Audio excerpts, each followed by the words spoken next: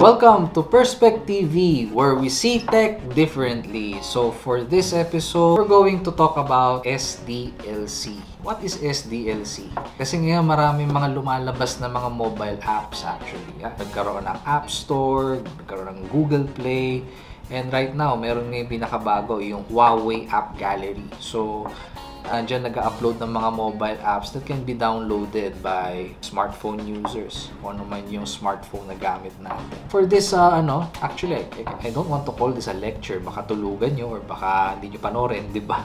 So, we will make this as short, as brief, and as concise as possible for us to be able to give you an idea on what is SDLC, di ba?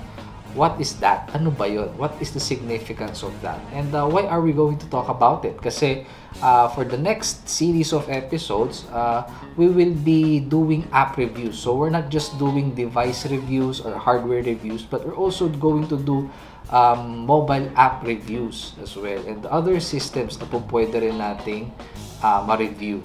But of course, before we delve into that, kumbaga maganda meron tayong appreciation for us to be able to further appreciate how appreciate yung mga mobile apps. Mas ma-appreciate natin kasi siya pagka alam natin on how it was being developed. And there is a significance rather yung SDLC sa pagbuo or in developing mobile, not just mobile applications, but systems, programs, etc. So what is SDLC? Pag sinabi natin SDLC, it stands for Softwar Development Lifecycle. When we are going to develop a software, it's not just a process. It's a process, yes, but it's not just a process. It's a cycle. Diba? Kasi pag sinabi nating cycle, diba, parang water cycle. When you say water cycle, diba, it's continuous and at the same time, meron siyang sinusundang pattern and pabalik-balik siya. So pagdating sa pagde-develop ng mobile apps, it's a cycle. It's not just a process na from point A to point B, then tapos na. No. Ang pagde-develop ng mobile app is a cycle. It doesn't stop there. Diba? Kaya nga may mga improvements further. Kung mapapansin ninyo, sa IT industry, laging may improvement. Kagaya ni iPhone, di ba? Noong una, iPhone lang. Di ba? Ngayon, nasa na tayo? We're already at iPhone 12. In terms of mobile app development, that is the cycle that we're going to follow, which is the software development life cycle. But, well, I'm not proclaiming myself to be kumbaga an expert on this one, but we're just going to lay down yung basics, di ba? Para lang at least magkaroon tayo ng appreciation na every time that we're going to review a mobile app, ma-realize natin, ganun pala yun, di ba? Hindi yung kumbaga saan, minsan kasi ganun, hindi lang natin nakuha yung expected natin, nagrarant kagad tayo na, ba't gano'n, ba't ito, ba't ganyan, ba't hindi gumagana? But if we're going to delve into these kinds of nitty-gritties, we may be able to appreciate terms of using mobile phones or anything related to technology. So what is the first step of the cycle? Yan. First step of the cycle is what you call the requirements gathering and analysis. Pag sinabing requirements gathering and analysis, there is a requirement. So anything starts or everything starts with a requirement. Pag halimbawa, you are a service provider, so may requirement halimbawa yung customer. Bawa, ang customer mo ay isang restaurant and you are an IT service provider. So, magbibigay sa iyo ng requirement si customer. Sasabihin sa ni customer, I want to create a mobile app na pwede mag-take ng orders ang mga customers ko sa aking restaurant. So, that is what you call a requirement. So, may requirement siya. Ang requirement niya, gusto niya na magkaroon ng isang mobile app wherein pagka dinownload ng mga users, makakapag-order ng food yung mga users sa restaurant niya. So, that is a requirement. As an IT practitioner, you're going to analyze the requirement. How are you going, in a nutshell, how are we going to achieve that goal or to achieve that requirement or deliver that requirement to the customer?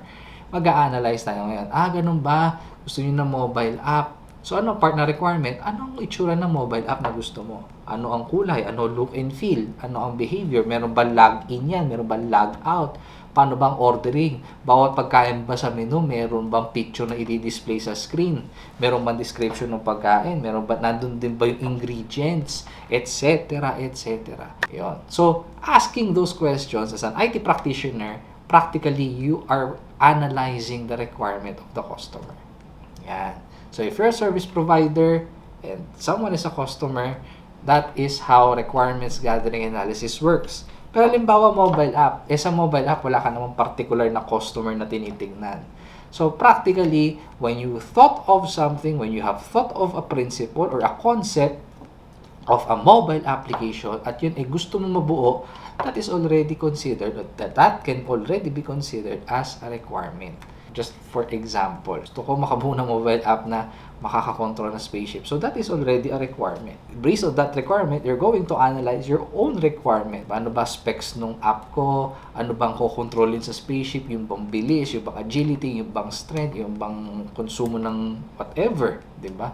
Whatever it is. So, part of the requirements gathering would be the analysis. Ang output ng isang phase or yung requirements gathering analysis phase is yung tinatawag na requirements or software requirements specification document. Based on the requirements that you have given and based on the analysis of your requirements, ito ang lalabas sa screen mo. Ito ang lalabas na look and feel. Ito ang magiging behavior ng application mo. Papakita mo sa kanya ngayon yun. Pag inaprubahan ng customer, then voila. Approved na ang SRS mo, then you can now go to the development or the system design phase. Yan. Pag sinabi naman natin system design, so you're going to translate the requirements gathering or the requirements analysis into a more detailed and technical way. Siyempre, hindi naman maintindihan ni customer yung system design. What's the system design for? System design is for the developers. After kasi makulate, ayan, approve na yung requirement. Ito talaga yung requirement. Yan ang gusto kong mangyari. May ganyan, may ganito, may ganyan. So, how are we going to do that? Technically, paano siya i-code? Ano ang gagamitin nating programming language? Anong database ang gagamitin natin for that? Ano ba yan? Mag-MySQL ba tayo? MS SQL ba tayo? Gagamit ba tayo ng cloud? Etc.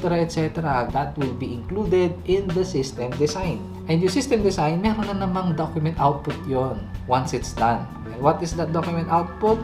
The system design document. Maraming tawag dun. Diba? Sa iba-ibang companies, iba-iba tawag nila for that document. But just the same, there is an output document for system design. So sa requirements gathering, may output document. Sa system design, may output document. Then after that, we're going to delve into the software development or the implementation proper. Ito na yung actual coding.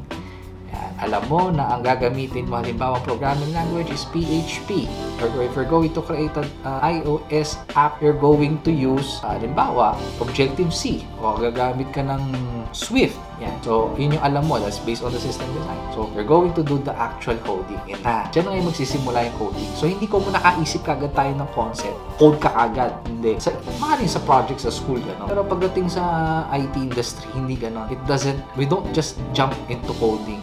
So, IT is not all about coding. It's an inevitable fact na tayo sa IT industry, mayaman pa rin tayo sa document. Because the document will serve as the basis for all of the things that we're going to do. Kaya, nag-aaral tayo sa college, so tayong tama rin gumawa ng document. Dahil pagdating sa industriya, yan at yan ang babasahin natin. After the system implementation or the development, tutuloy tayo ngayon sa tinatawag na testing. Siyempre, dapat tinetest yun, di ba? After you've developed the app, the software, the system, or whatnot, itetest yun. Itetest yun. Hindi common, tapos na, okay na. Release na natin sa public o release na natin sa customer. Hindi, di ba?